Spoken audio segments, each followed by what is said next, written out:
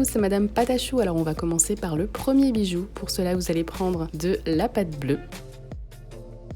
Moi, je l'ai étalée au cran 2 de ma machine à pâte.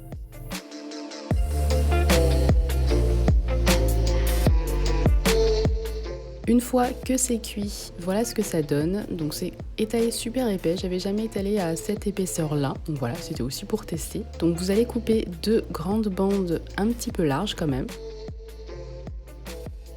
Vous allez couper les extrémités.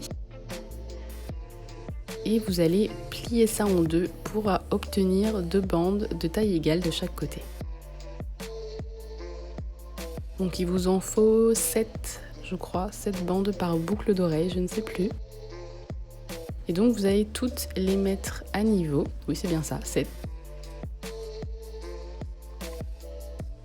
Et là, par exemple, je vais en couper 2 à 4,5 cm, 2 à 3,5 et 2 à 2,5, sachant que entre les deux plus grandes, il y en aura une seule plus grande.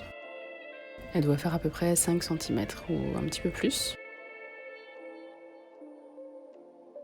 Je fais ensuite des croix en haut et je viens percer pour y faire des trous. Si vous n'avez pas la machine comme moi, vous pouvez tout simplement faire des trous avant puis couper après tout autour.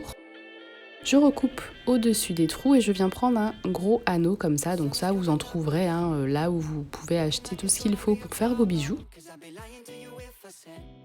Je viens refermer. Je n'ai plus qu'à accrocher ma boucle d'oreille. Et c'est terminé. Et j'adore ces boucles d'oreilles, je n'ai que des compliments quand je les porte.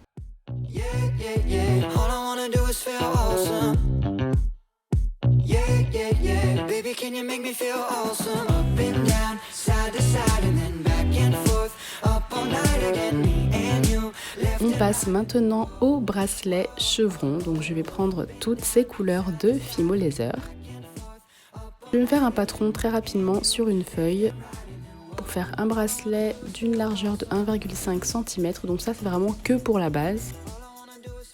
Donc je vous conseille vraiment, là je commence à avoir l'expérience de la Fimo Laser. Donc vous l'étalez déjà au cran 4. Mais il faut faire vos patrons et vos bracelets plus grands à chaque fois, puisque la Fimo se rétracte à la cuisson. Donc voilà, c'est quelque chose que je vous conseille. Sinon, comme moi, vous allez toujours faire des bracelets trop serrés. Ensuite, je viens faire un patron d'un losange. Je viens étaler ma pâte encore au cran 4. Donc la première bande, c'était voilà, ça devait servir de support. Et ensuite, je viens couper plein de losanges comme ça pour pouvoir les coller dessus. Donc si vous voulez vraiment cette découpe qui fasse des petits fils et qui fasse cet effet cuir, il faut absolument couper à la lame et pas au scalpel, sinon vous n'obtiendrez pas cet effet-là en déchirant la pâte. C'est un détail qui a son importance.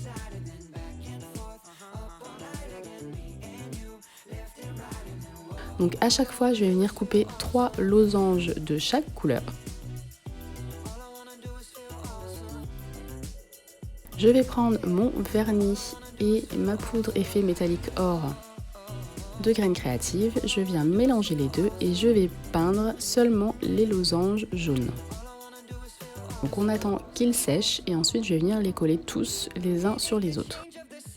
Donc j'ai ajouté un petit peu de Fimo liquide puisque j'avais peur que ça ne tienne pas. Donc dans le doute, j'ai préféré le faire. Et vous allez comme ceci venir chevaucher tous vos losanges. Et voilà ce que ça devrait vous donner.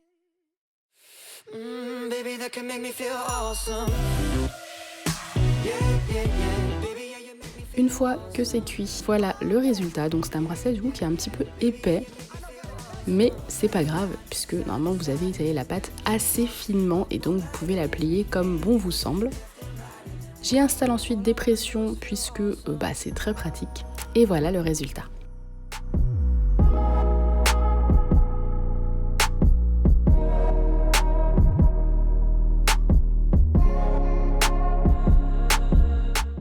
On passe ensuite au dernier bijou et celui-ci est mon préféré. Donc on va faire un patron pareil, un petit peu plus large cette fois-ci et on va venir marquer plein de points. Donc je trace des lignes en fait pour que mes points soient à la même distance à chaque fois. Et j'ai fait des points de façon aléatoire, voilà, tout simplement. Je me suis pas pris la tête, j'ai pas pris de patron ni quoi que ce soit. J'étale de la pâte noire au cran 3 de ma machine à pâte que je coupe. Ensuite à l'aide de mon patron et je viens y faire tous les trous. J'enlève l'excédent.